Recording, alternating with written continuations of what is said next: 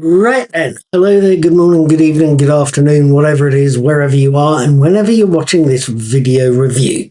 My name is Paul. I do the daily teaser quiz, I do knickknacks of peculiar, and I do a range of, as you've possibly guessed, TV and video and movie reviews.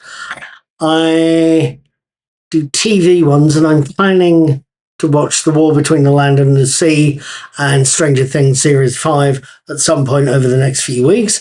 I also watch occasional movies. I caught Wizards just recently, and I also caught something on Friday night. I should add at this point that I'm recording this on Monday the 1st of December, so the Friday was the 27th or 28th, whatever it was, of November of 2025.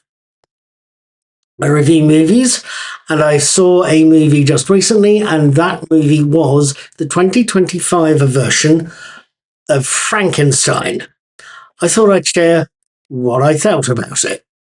Here's what I thought. Frankenstein opens in the Arctic, showing us the Horizont, a Danish ship trapped in the Arctic ice whose crew really want to head home, only to face the stubborn refusal of Captain Anderson, Lars Mikkelsen, a man who is convinced the ship's mission takes precedent over his crew's safety. The icy North wastes are no barrier to men of science, nor is an unhappy and ever so slightly mutinous crew. It's only then that both captain and crew hear screaming coming from nearby, and his crew find a man rapidly dying in the ice and hear something coming to get him.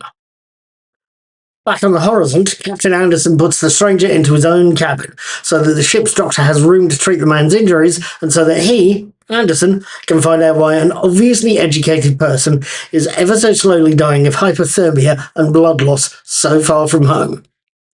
He also wants to know why something is attacking his ship and demanding the innocent stranger be handed over.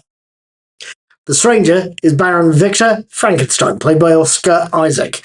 He's guilt-ridden about something, and he wants to tell the story of his life, of his childhood with an abusive father and a mother who dies giving birth to his brother William, and how he, Victor, became obsessed with giving life to the dead as a result. The scene shifts at the end of Victor's story to reveal the creature that he created, Jacob Elordi, a creature that is now on the Horizont and is standing in the doorway of Captain Anderson's cabin. The creature is angry, vengeful, but wants to tell its side of the story. How it escaped the lab Frankenstein had it trapped in, how it spent time with a kindly blind peasant, and how, after too much mistreatment from humanity, it decided to seek out its creator and have a very, very long talk. Now, what did I make of this year's version of Frankenstein, of a film that, like the many before it, tries to tell us the movie version of a story first put to page in the 18th century? What on earth did I make of the performances, the look of the thing, the actors?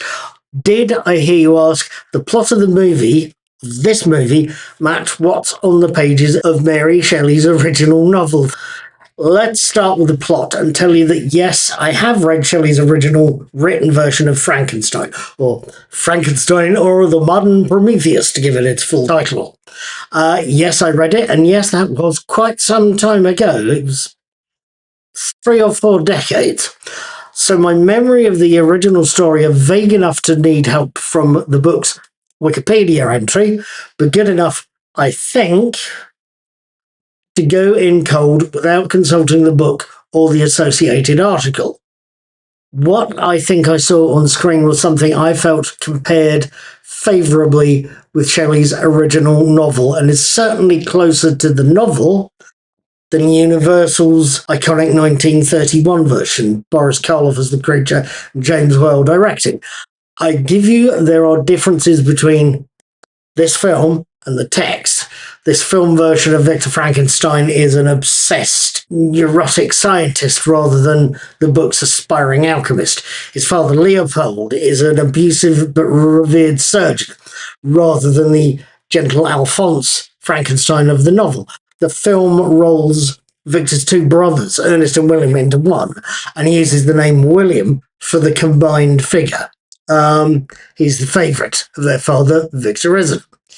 But the broad strokes and plot points are there. Victor's search through devious places for body parts, bringing the thing to life in a storm, although that's possibly a nod to the 1931 film. The creature appearing at the foot of Victor's bed whilst Victor is trying to sleep. It's hiding in an outhouse of an isolated rural farm. That and the creature's demand for a bride and finding out its origin, finding out, as it itself says, that it's the child of a charnel house made from the discarded bodies of the dead. It's all lifted from the book and it's all in there somewhere. I think Guillermo del Toro, the co-writer and director, can justify what he's written here by pointing at the relevant part of the text. The film adds depth as well, I think. Victor's childhood is explored more in this film than it is in the book. It shows us how Victor's father, Leopold, Charles Dance, is physically abusive and felt free to use an old-fashioned cane when he felt his son had done wrong. He literally turns around at some point and says, "No, I'm not going to hurt your hands. You're going to need those for surgery." But he's physically abusive. It's abuse that I believe many mental health workers warn us about, and something that is carried through the generations. It's something we see Victor himself inflicting on the creature. No, that is not something I recall from the novel, but point A, it seems to explain the creature's viewpoint of itself. I'm told people who've been abused physically as kids can have a terrible self-image. B, the film so often asks us a question, one asked by Captain Anderson when he says of the creature, what manner of devil made him? And it shows us Victor in a moment of realization, a moment of utter honesty, replying with just two words. Two words. I did. There is possibly half a ton of stuff I could tell you here, but let's focus on something relatively major. The cast. Mia Goth, I think, does a competent job, both as Elizabeth, the love interest, and as Victor and William's mother, Claire, which I didn't realise she'd done until I saw the credits and a couple of references online. In my defence, this is the first film I can remember seeing her in. I know she's well spoken of, but this is the first work of hers I've seen, so I didn't recognise her until I saw the credits attach her name to the role. Ho-hum! Moving on, equally competent was Felix Camera as William and Charles Dance as Victor and William's intimidating father Leopold. And I should add, Christoph Waltz as Elizabeth's syphilitic alms-dealing father. Plays quite a role there. A relatively minor member of the cast was actually the former First Doctor, David Bradley, as the blind peasant that provides much-needed support for the creature when it's out in the world. He was superb. But the real star of the show, the real stars of the shows are our two central characters, Victor Frankenstein and the creature, played respectively by Oscar Isaac and Jacob Elordi. Let's talk about them, shall we? Yes, let's talk about the stars, the two of them. I have to confess, I only know Oscar Isaac through his appearances in the Star Wars franchise as Poe Dameron and as Leto Atreides in Dune Part 1. So I know him from and am impressed by his work as heroic characters. He's also quite good looking as well. So that helps with that kind of heroic, paternalistic role. He knows the job well, he knows what he can do, and he does both well. My point is that he's actually a very good choice for the role of Victor Frankenstein, even though the role is a villain. Between Del Toro's writing and directing and his performance, we're given not a hero, but a villain. Isaac plays the character as a sympathetic figure that we care for, one who we can see is deeply damaged by his upbringing. But he's also somewhat unlikable and played well too. He's obsessive, he's distinctly unwell looking. He is, yes, We can feel sympathy for Victor the child and Victor the young adult. We can see the treatment he gets from his father and the skepticism he gets from the university. But we can also see the treatment he himself deals out to the creature and the long-term effects it has on the creature. The creature, played by Jacob Elordi, is left with the physical scars from its birth, from its creation. The makeup job is fascinating. The different scars and different colours of the section of skin. We can see those physical scars and the physical and mental scars left by the abuse it too has suffered from its father and from an unsympathetic humanity, both of whom should have treated this creature as a child that needed care, not as a monster. Yes, Oscar Isaac is bloody fantastic and very sympathetic a villain as Victor Frankenstein, but Jacob Elordi as the rage-stricken PTSD-suffering victim of abuse that is the creature is more than a match.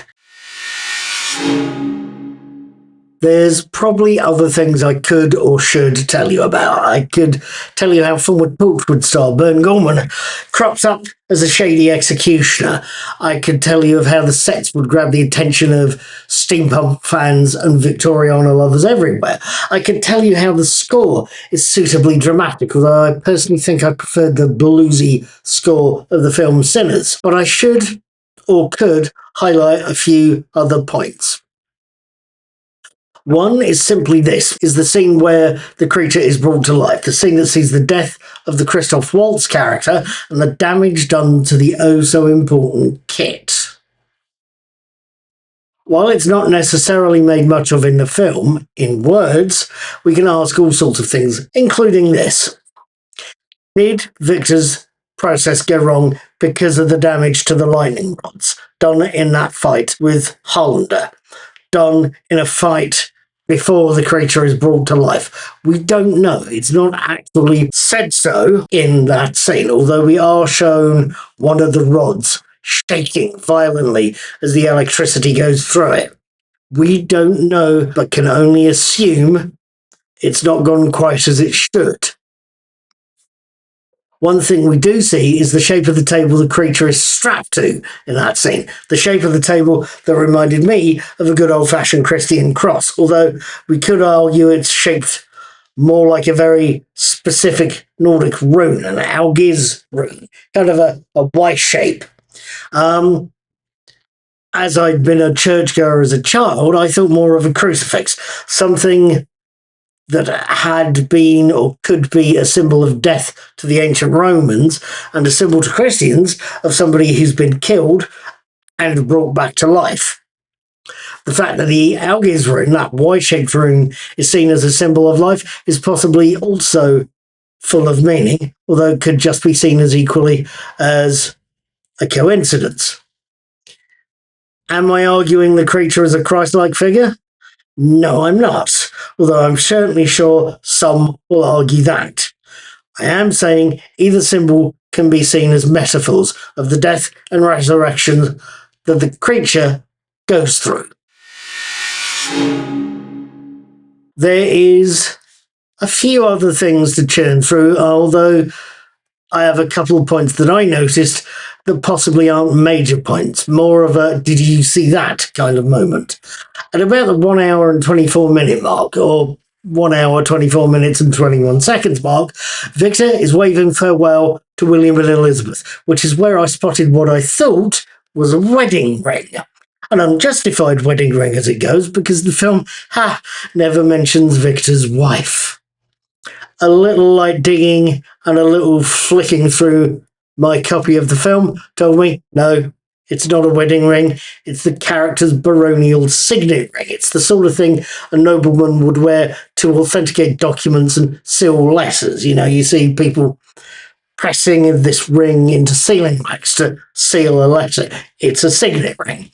And I'm thanking whatever heavens there may be that I figured that out. Missing that, saying, God, they didn't mention his wife, could have been embarrassing. The other thing I noticed, and this is minor unless it's not, it turns out that Mia Goth is left-handed. Yes, I know that's a minor point, or at least it's a minor point for you, maybe. But as a southpaw myself, I do tend to notice other lefties. Hey-ho. So, what did I think of this year's version of Frankenstein? What did I think of an utterly gorgeous film that's some 2.5 hours long? Usually I tend to be picky about my movies, especially if they are this sort of length, this sort of 2.5 to 3 hours length. The last film I watched that was this protracted was the Ryan Coogler directed Sinners, which is a very good film. It's atmospheric, moody, watchable, gorgeously world built, fantastic blues music, but one I found very slow, one that could have sacrificed a little moodiness for a quicker pace. By contrast, this version of Frankenstein was far faster paced, something I personally well. Yes, the two films are of a length, are of an equal quality, and both are said to be Oscar nominee contenders. Either of them winning Best Picture would be good for the films and good for horror as a genre. But given the pace of the two, Frankenstein is the one I preferred watching. So, what did I make of this take of Frankenstein, of this Guillermo del Toro view of a classic story? I have to say, Frankenstein is a visual feast. It's beautifully told and has a cast that is quite simply superb. It's second to none, especially the two central actors, Oscar Isaac and Jacob Elordi as Frankenstein and the creature. Granted, it is retelling an old story, but it is doing so very well and with a certain amount of textural authenticity that the classic Universal version doesn't have. It's also doing so with a measure of warning about how we treat others and symbolism that may well be richer or deeper than I suspect. Personally, I will have to tell you to watch this version of Frankenstein. It is quite literally bloody gorgeous. Right, after a hell of a lot of time working on both my dinner and on the script of this video, this is where I'm going to leave things. I am going to leave you both with my thanks for watching this video version of the review or reading it on my blog, Axel Peculiar, if that's what you've done. But before I go, I should add a couple of things, maybe. I am planning more reviews of TV shows in the coming weeks. Around Christmas of this year, or at least of this month, I will be watching The War Between the Land and the Sea, the upcoming Doctor Who spin-off, and I will be telling you what I thought of it. As Christmas is coming, as a 5-week frantic amount of script writing and video making is coming, I am going to be watching and reviewing Stranger Things Season 5, probably around the start of January. I will ask you to subscribe to my YouTube channel at Mr. Cuddy2977 and follow my blog, Knickknacks Old Peculiar, because that way you'll see those reviews going past as and when they go live. If quizzes are also your thing, I have published the Daily Teaser quiz for years. Feel free to, again, subscribe to my blog and to my YouTube channel and see what you see as and when you see it. Above all else, and if nothing else, stay safe, have a very good Christmas if I don't see you before then. Take care, be good, and be seeing you.